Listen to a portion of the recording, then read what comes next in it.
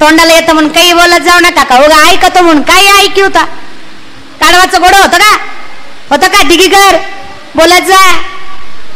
एक काम करा मी कीर्तन झाल्यावर माझ्या पाकिटातलं थोडं तुम्हाला देते पण तुम्ही बोला. तुम्हाला वाटतं ही न घ्यायचं ना आम्ही बोलायचं देते बाबा पण बोल. काही तर निस्ते वाऱ्याला बसल्यात तू बोल मी आहे तू बोल मी बसलोय ना तू बोल मी ऐकतोय तुझं तू बोल ग. नुसता उपकारी परमार्थ येला का तुमचा. मी तर बेंबीच्या देठापासून वरडते तुम्ही अरे प्रेम तर दाखवा. अरे मी 100% तुम्ही थोडं 1% तर देता का नाही. आनंद तरी व्यक्त करा बोला तरी रे. तुमचं कसं आहे 20,000 लोकांची पंगत एका पट्ट्यानं घातली म्हणलं 20,000 लोक खाऊ घातली. शेजारचा म्हणला ताई लय नका बोंबलो त्यानं काय चांगल्या मला खाऊ नाही घातली. म्हणलं मग ती मला इलेक्शन जवळ आले म्हणून गुती उद्या ती. अरे कसं काय असे ना आपण देवाचं नाव तरी मुखात येतंय की नाही. तुम्ही पुढचा विचार करू. काही माणसं म्हणतात बघा दानपेटीत पैसे नाही टाकायचे नारळ नाही घ्यायचा हार नाही घ्यायचा का कारण ते देवाला जात. अरे तुम्हाला देवच कळला नाही. ज्या वेळेस एखादा हारवाल्याचं पोट आपल्या पैशामुळे भरतं ज्यावेळेस एखाद्या नारळवाल्याचं पोट आपल्या पैशामुळे भरतं अरे त्याचं पोट भरतं याचा अर्थ त्याच्यामधल्या भगवंताचा आत्मा शांत होतो. मग देवाला गेलंच की रे. कुठल्या अनुषंगाने ही आकुंचित बुद्धी आणि स्टँडर्ड मायना केलाय तुम्ही की का नाही देवाला हार न्यायचा. हारवाल्याला काय द्यायचं देवाला द्यायचं. अरे देव कोण आहे कळतंय का. आजकालची 2-4 पुस्तकं वाचली ना माणसं देवापेक्षा स्वतःला शानी समजतात. सावध सांगी संतोषाला खोकड पुस्तकं वाचे. अरे पुस्तकं वाचून शाना झाला तो खोकड आहे. मग ज्ञान कसं पाहिजे मोठं की देहा कुतू उमटे निज ज्ञानाची पहाट फुटे सूर्या पुढे प्रगती प्रकाश जैसा. ज्ञान कसं पाहिजे तशी जसेची वाट न पाहता वैसेची गावा न येता बाळपणीचं सर्वज्ञता वरी तयाते. माऊली सांगतात ज्ञान हे मूळचं पाहिजे. जसं प्रकाश सूर्याच्या अगोदर येतो की सूर्य उगवल्यावर येतो. सूर्य उगवल्यावर. अरे मायबाप हो त्याला पहाटे उठावं लागतं. नाही पहाटे उठच जा कधी बरं 4 दिवसात एखाद्या वेळेस झोपला ठीक आहे ना रोज तरी. मी तुम्हाला फार सुरुवातीपासून सांगते की फार सोपा धर्म आहे आपला. आपल्याकडे पहाटे उठायचा नियम आहे काकडा करायचा आणि कार्तिक महिन्यात तरी काकडा करावा. चातुर्मासानंतर काकडा का करावा कारण देवशयनी एकादशी ही देवाला झोपवायची असते. देव उठणी एकादशी प्रबोधिनी एकादशी जगाच्या मालकाला उठवायची असते आणि जगाच्या मालकाला उठवायची ताकद काकड्यांच्या अभंगामध्ये मध्ये आहून कार्तिक महिन्यात काकडा असतो. कळतंय. आणि विचार करा जे अभंग जगाच्या मालकाला उठवू शकतात ते आपल्याला यश देऊ शकत नाहीत का. विचार करा विश्वाच्या मालकाला उठवायची ताकद ज्या अभंगामध्ये आहे तर तुम्हाला आम्हाला यश सुख संपत्ती देणार नाहीत. कधीतरी विचार करा ना. आमच्या पिढीला काकडा माहित पाहिजे. आता ही जे आमच्या वयाची लेकर आहेत त्यांना कीर्तन माहित नाहीत. काकडा लय आमची गोष्ट चातुर्मास तर डोक्यातच नाही. अरे कीर्तन अरे काही पोरं खुशाल फोन करून म्हणतात आता तुमचा प्रोग्राम ठेवायचा होता. प्रोग्राम करते होय रे मी तुला हो प्रोग्राम दिसतो का हे आमच्याकडे सप्ताह होता आणि तुम्हाला सप्त्यात घुसवायचं होतं. घुसव महाराज ह्यांना ही माणसं म्हणजे काय तुम्हाला डोबऱ्याचा खेळ दिसतो का काय की तुम्ही वागवाल तसे आम्ही वागणार आणि तुम्ही म्हणाल तसे आम्ही नाचणार. अरे आम्ही नाचणार ते फक्त भगवंताच्याच तालावर हे कायम लक्षात. अरे आमच्याशी नीट वागलात ना आमचं धोतर सोडून तुमची लाज राखू पण आमच्या नादी लागलात ना खाली झेंडा दांडावर करून धोतराची ताकद दाखवू. शळपाटलेले समजू नका रे. अरे गाव आमची माती आमची परंपरा आमची संस्कृती आमची. अरे पिढ्याने पिढ्या आमच्या पूर्वजांनी इथं देह पणाला लावला मग इथं साम्राज्य सुद्धा आमचंच असलं पाहिजे. विश्वासाने जगणारी माणसं आहेत ही. नम्रता संप्रदाय शिकवते पण त्याच ठिकाणी बाधा टाळायची सुद्धा या संप्रदायात ताकद आहे. ही जर जगाला सुखी करू शकते तर स्वतःचं सामर्थ्य सांभाळणार नाही का. किती विचार करत जा रे. खुशाल लोक की तुमचं तुम्हालाच आणावं लागतंय का आम्ही आणावं लागतंय. उगत दी तुझं सोयाबीन खुरपी ते मुकादमय मी दी गुत दी हे कारागीर आहे ह्यांना आणते माराय काय बोलताल का. त्याच्यापेक्षा भांगार तुमची सुपारी किती म्हण किती देतो सांग किती देता. माझ्या आईच्या दारात सोन्याचं झाड आहे. विचार करा घरात किती असेल. जयाची आहे द्वारी अंगी आईसे बळ. माझ्या बापाची 65 लाखाची सावकारकी. माझ्या बापाची नाही, तुकोबरायाची. माझ्या बापाची नाही, आमच्या सगळ्यांच्या बापाची बात असो का. कुठले संत गरीब आहेत सांगा. नाथ बाबांच्या घरीला पाहुणा सोन्याच्या ताटात आणि चांदीच्या वाटीत जेवत होता. अरे 800 लाखो माणसं कीर्तनाला बसायचे आणि नाथ बाबा प्रत्येकाला सोनं चांदी वाटायचे. एवढं सामर्थ्य नाथ बाबांमध्ये होतंय. अरे कुणाला काय वाजू वाटलं तर वाजवा, आमच्यासाठी का तरी वाजवीत जा. Hello hello. ह्याला आपल्याला खूप होत रे गरीब गरीब. आणि काय स्टँडर्ड राहायचं. आजच्या कीर्तनकारांनी स्टँडर्ड राहायचं. धोतर घालायचं, जॅकेट घालायचं, पण टाईटच घालायचं. हे कलियुग आहे. हिथं दिसलं तर खपतय. हिथं ज्या साबणाने गोरं होतं ते साबण खपत नाही. ज्या साबणाला हिरोईन गोरी वापरली ती साबण खपतय. आता ह्याला कोणी सांगा तिची आई गोरी होती म्हणून ती गोरी आहे. ते काय साबणाला अनिवार्य संभळ्या. मूर्खासारखं वागणं लागा तुमचं. कवर गोड तरी बोलावर. तुम्ही गोड बोलून आमचाच काटा काढता रे. तुम्ही आम्हालाच ग्रँटेड धरता. अरे सामर्थ्य तरी लक्षात घ्या रे मायबाप. अरे चला येडे आम्ही. येडे रे आम्ही. शाने नाही. कुठे शाने म्हणतो. येडे आम्ही. पण इमानदारीनं सांगा माय, आईला 2 लेकरं, पण या 2 लेकरात जगाचा नियम आहे. एक शहाणा असतं, एक येडं असतं. बरोबर आहे. एक शहाणा असतं, एक शान असतं. खा म्हणलं की खातं, शाळेत जा म्हणलं की जातं, बस म्हणलं की बसतं, उठ म्हणलं की उठतं. दुसरं अगदी उलट असतं. ती माणसं बघून मुदाम करतो. त्याला माहिती आहे माणसात काहीच करीत नाही. एकट्यात हानीन पण माणसात काय करीन. ती एकटा असल्यावर ग बसतो, पण माणसं बघून उड्या मारतो. माणसं बघून मोबाईल मागणार, माणसं बघून रडणार, माणसं बघून त्याच्या ताटातलं खायला मागणार. लोकांनी मानव काय संस्कार आहे का नाही लेकराला. आई मधल्या मध्ये दात खाती पण माणसात काय करते म्हणतो. गप की गप. काय करीन काय. माणसात केल्यावर काय करीन. ती येडे. ती कसं आहे येडे. पण आई शांत करण्याने सांगा दिगीच्या माय मावल्या, काळजी कोणाची वाटते. शाण्याची काय येड्याची. आमचं बी तसंच आहे. आमची जी पंढरीची माय आहे ना, आम्ही येडे रे, शाणे नाही. पण आमच्या आईला आमची काळजी वाटते. त्याच्यामुळे त्याची कृपा आमच्यावर आहे आणि तिच्या कृपेने परिपूर्ण असणारी आम्ही लेकरं आहेत. मग आमचा थाट असणारच की. अरे आम्ही राजस असणारच की. फक्त आम्हाला अहंकार लागू नये पण स्वाभिमान सोडू नये एवढं सामर्थ्य आमच्यात. अहंकार वेगळा, स्वाभिमान. आम्ही दैवाचे हा स्वाभिमान आहे. धन्य आम्ही जन्म आलो दास विठोबाचं स्वाभिमान आहे ना. भाग्यवान माणसं आम्ही. आमच्या गळ्यात माळ, कपाळाला गंध, हातात ज्ञानेश्वरी आहे, मुखात गाथ्याचे अभंगात.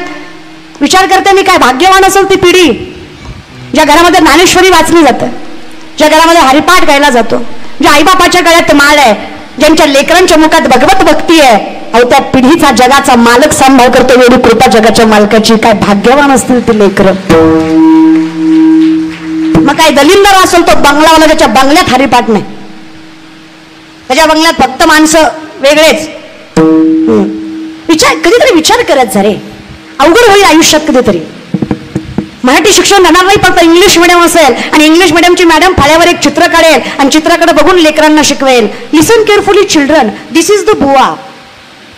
You know what I mean. पुढे विचारतील व्हॉट इज द बुवा. तो असतो ना फेटा बांधायला, कंबर बांधायला इठल इठल करतो, दॅट इज द बुवा.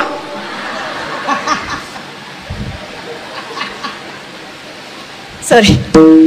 मग पोरं विचारतील मॅडम आजकाल दिसत नाही लाईक डायनासोर. असा डायनासोर नामशेष झाल्याचा बुवा बघायला पाहिजे नाही रो एका दिवशी. अरे पिढी सुद्धा बघा आयुष्यात कीर्तन भजन ठीक आहे ना, नाही जमलं काही हरकत नाही रे. नाही कीर्तन ऐकता आलं, नाही भजनात बसता आलं, तरुण पिढी काही हरकत नाही. पण विचार करा विश्वातलं सगळ्यात मोठं महायुद्ध 5000 वर्षापूर्वी घडलं ज्याचं नाव आहे महाभारत. विश्वातलं सगळ्यात मोठं महायुद्ध घडलं ज्याचं नाव आहे महाभारत. त्याचं कारण आहे स्त्रीची अवहेलना. हे ज्या लेकरांनी ऐकलं ती लेकरू देवासमोर बाया नाचवेल का. पण ज्याच्या कानावरच कधी पडलं नाही ते नाचवल्याशिवाय राहील का. ज्या पोरीला कळलं की सीतेनं 7 महिन्याचं लेकरू पोटात घेऊन वनवास भोगला, सत्वासाठी राजभोग सोडला, असं ऐकणारी पोरगी प्रेमासाठी आईबापाच्या नावाला कलंक लावेल का. पण जिनं कधी ऐकलंच नाही ती याचा विचार करेल का? मग तुम्ही याचा विचार करा की तुम्ही काय ऐकवताय. Think about it. कधीतरी गांभीर्याने विचार करा. गाथा ज्ञानेश्वरी हे जो मला लोअर क्लास वाटत असेल ना, तर काय तुम्ही कुठल्या अनुषंगाने आयुष्य जगताय? कारण 90% विज्ञान म्हणजे ज्ञानेश्वरी. या बल्बचा शोध 100-125 वर्षापूर्वी सायंटिस्टने लावला. मूर्ख आहेत आपण. 750 वर्षापूर्वी माऊली ज्ञानेश्वरीमध्ये सांगतात, उदकाचेनी आवेशे प्रगटले ते जे लखलखीत दिसे तर या बिजू माझे असे सरील काही. उदक म्हणजे पाणी, आवेश म्हणजे प्रेशर. पाण्याच्या प्रेशरने वीज निर्मिती होते. हे आपल्या ज्ञानोबरांनी 750 वर्षापूर्वी ज्ञानेश्वरीमध्ये सांगितलेला विज्ञान म्हणायचं, याला वारकरी संप्रदाय म्हणायचं. विज्ञान ऐकायचं. चाचुकेनी सांडस आहे, खंडीचे पाय पाणी राज हंस आहे. तुझं ज्ञान विज्ञान तैसे वाटवणे देऊ.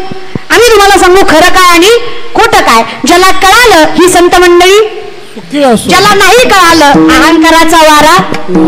ज्याला कळालं तो सुखी आहे, ज्याला नाही कळालं तो अहंकारात आहे. विनंती या दोघांवरही कृपा असावी. कळतंय? ज्याला कळालं त्याच्यावरही कृपा असावी आणि ज्याला नाही कळालं त्याला कळावं ही तरी कृपा असावी. मला कळतंय ना, माझ्यासाठी तरी होय म्हणा रे. नसलं कळत तरी म्हणा, माझ्या समाधानासाठी म्हणा. तुम्ही मुदाम करताय, मुदाम. काय नाही, तुम्हाला माझी जिरवायची. तुम्ही असं माणसात बसून म्हणणार लय ज्ञान शिकवीत होती, लय वरडत होती, आख्या पण ऐकलं, पट्ट्यानं ऐकलंच नाही. कशाचा दादा? अरे 7 कोटी घरं शुद्ध कांचनाची आहेत, रावणाची.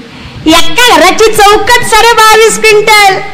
अय दिगीकर, 2 BHK आपला, तो बी 7व्या मजल्यावर. अरे पडला की गेला. किती? 7 कोटी घर. एका घराची एक चौकट 22.5 क्विंटल. असे 300 ते 400 चौकटी असणार एक घर. अशी 7 कोटी घर. सोन्याची, पितळाची, तांब्याची, काश्याची, चांदीची सोडून द्या, फक्त सोन्याची. 80,000 बायका, 1 लाख पोरं, 1.25 लाख नातू.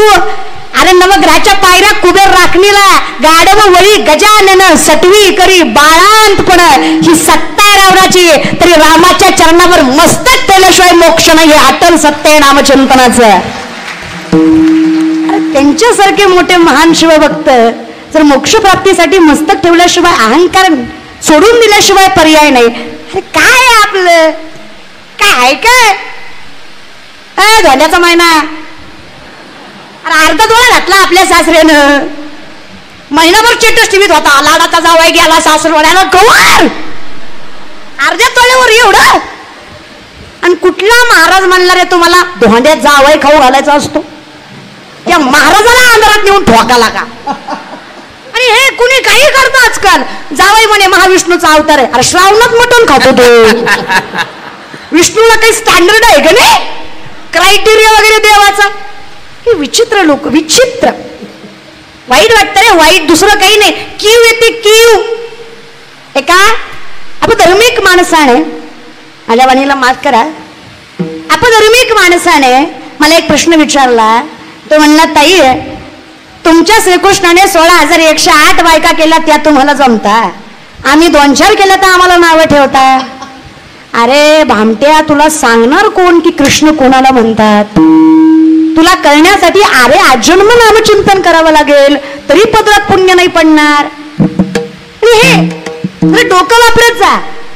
भगवान श्रीकृष्ण ते कंसाच्या कारावासात असणाऱ्या पोरी जगाच्या मालकाकडे याचना करतात की देवा, कंसाच्या कारावासात राहून आलो आम्ही, या विश्वाला तुम्ही ओरडून सांगितलं ना की या पोरी पवित्र आहेत, तरी हे जग ऐकणार नाही. कारण हे जग आहे, इथं देवाचं सुद्धा ऐकलं जात. ही लोक वाईट नजरेनंच बघणार आमच्याकडे, अपवित्रच समजणार आम्हाला, कोणी स्वीकार करणार नाही आमचा. मारावं एवढी विनंती आहे. जगाचा मालक मला तारणहार आहे, मी तारायचं कळतं मला, मारायचं कळत नाही. काळजी करू नका. या विश्वात जेव्हा जेव्हा तुमची आठवण काढली जाईल ना, त्याच्या समोर माझं नाव लागलं जाईल. एवढं सामर्थ्य तुमच्यात असेल, तुम्ही माझ्या पत्नी म्हणून ओळखला जाल. हे सामर्थ्य जगाच्या मालकाने त्या पोरींना दिलं. पण एकाही पोरीचा स्पर्शही केला नाही शरीराला, त्याला हिंदू धर्म म्हणायचा. भोग भोगुनी ब्रह्मचारी नवल केवडे केवडे नकळे कान होवाचे कोडे. तू अरे काय कुठल्या आणि कसं रे? देव आहे तो. आणि राधाकृष्णाचं लग्न झालं नव्हतं म्हणे. तुम्हाला राधाकृष्ण माहित आहेत का? कोण राधा कोण कृष्ण हे दोन वेगळे आहेत का? मोहिनी स्वरूपामध्ये ज्यावेळेस भगवान श्रीकृष्णाने मोहिनीचं स्वरूप घेतलं विष्णू भगवंताने, त्यावेळेस सगळे देव बोलले, दैत्य बोलले, कारण अमृत दैत्यांकडे दैत्यांनी छलकपटाने घेतलं होतं, ते देवाकडे द्यायचं होतं. म्हणून मोहिनी स्वरूपामध्ये दैत्यालाही भूल पडावी इतकं सुंदर स्वरूप घेतलं. इतकं देखणं स्वरूप देवाचं बघून दैत्य बोलले, यात नवल नाही. देवही बोलले. प्रत्येक देवाच्या मनात वाटलं की अशी माझी पत्नी असावी. पण एकमेव सूर्यदेव होते ज्यांच्या मनात वात्सल्य निर्माण झालं आणि ज्यांना वाटलं इतकी गोंडस सालस जर माझी मुलगी असेल तर काय भाग्यवान बाप असेल मी, जर या मोहिनी स्वरूपासारखी देखणी पोरगी माझ्या पोटी जन्माला आली तर काय मन स्वच्छ असेल त्या माणसाचं. सूर्यदेवाला कारण देव कुठे? तुका म्हणे चित्त करारे निर्मळ येऊनी गोपाळ. जगाचा मालक कुठे राहतो? जिथे मन स्वच्छ आहे. बरोबर. हृदय मंदिरी शोधून पाय, पण त्याच्यासाठी मन काय पाहिजे? स्वच्छ पाहिजे. चित्त कसं शुद्ध पाहिजे. मग इतकं शुद्ध चित्त ज्याचं आहे त्या सूर्यदेवाला भगवंतानी वर द्यावा. सूर्यदेवा माझा आशीर्वाद आहे, द्वापार युगामध्ये जेव्हा मी श्रीकृष्ण म्हणून देवकी मातेच्या पोटी जन्माला येईल, त्याच जन्मात मी राधा म्हणून तुमच्या पोटी जन्माला येईल. आणि ती राधा इतकी सुंदर असेल, ते स्वरूप इतकं देखणं असेल, अशा लाखो मोहिनी ज्याच्या रूपावर भाळतात. अख्खं त्रैलोक्य ज्याच्यावर प्रेम करतं, तो त्रैलोक्य ना तिच्या प्रेमात असेल इतकं सामर्थ्य त्या राधेमध्ये असेल. ही राधा आहे रे. मग कोण राधा कृष्ण? काय फरक या दोघांमध्ये? नामाचीच अंतरे. मग आम्हाला जे वाटतं की राधा कृष्ण कल्पनेची, हे असत्य. आम्हाला देव वेगळा. तुम्ही मला सांगा, तुम्ही खाली बसलाय, मी वर बसलीय, वर उभा आहे, हा भेद आहे की व्यवस्था आहे? काय व्यवस्था आहे? तुम्हाला मी दिसावी, मला तुम्ही दिसावी केलेली व्यवस्था. राम अवतार, कृष्ण अवतार, शिव अवतार, महारुद्र अवतार, अजून कुठलं तुम्ही जे कुठले भगवंत घ्याल, ही भगवंताची केलेली व्यवस्था आहे, याच्यात भेद नाहीये. मग देवते संत निमित्त त्या प्रतिमा. मग मागणारा आणि देणारा एकच असेल तर मागणं पूर्ण होणारच. बरं, मागणं जर जगाच्या हितासाठी असेल तर मागणं पूर्ण होणारच. रावणाच्या इच्छा पूर्ण नाही झाल्या, पण माऊलींची इच्छा पूर्ण झाली. का झाली? कारण ती जगाच्या हितासाठी होती. संसार दुःखाचा असेल तरी सुखाचं करायचं सामर्थ्य माऊली सांगतात, कारण त्याचं वर्म जाई नगे माये. तुमचं वर्म जर शास्त्रोक्त पद्धतीने सामर्थ्यवान आहे ना, वर्म बघा, जगाचा मालक मिळावा याच्यासाठी केलेली साधना म्हणजे वर्म आहे. जिथे द्वारकेचा राणा पांडवागरी हे आमचं फळ आहे, आसोनी संसारी हे आमचं कर्म आहे, तिथे हारी मुखे मना हे आमचं वर्म आहे. कळतंय? कर्म चुकत अदर्शनन संततानी कर्मानुबंधिनी मनुष्य लोके. ज्याला कर्म चुकवता आला तो योगी, ते माऊली. कळतंय? योगी तोही करीती परी कर्मे तेने न बंदी जाती. जे सांडिले आहे संगती अहम भावाची. कर्मालाही चुकवायची ताकद नामधारकामध्ये आहे. मग जिथे आम्ही वर्णन करतो, काळ गुलाम सलाम करी, काळ गुलाम सलाम करी, तू कया घरी रागत असे, तू कया घरी रागत असे, काळ गुलाम सलाम करी, काळ गुलाम सलाम करी, काळ गुलाम सलाम करी, गुलाम सलाम करी. हे सामर्थ्य काय? त्या नावडीने भावे. कोण तुकोपर आहे? तुकोपर आहे ज्या मातीवर चालतात ती माती विठ्ठल विठ्ठल म्हणते. ज्या दगडाला हात लावतात तो दगड पांडुरंग होतो. ज्या माणसाकडे बघतात तो माणूस विठ्ठलमय होतो. तुकोबराय कीर्तन करायला लागले पुणे जिल्ह्यामध्ये नायगावमध्ये मेलेला पोरगा उठून उभा राहतो. एवढं सामर्थ्य ज्या तुकोबरायांमध्ये. काय नावधारणा असेल त्या माणसाची? तर तो माणूस आहे का हे आम्हाला कळावं. ते व्यक्तिमत्व आहे का? नाही, तो अवतार आहे.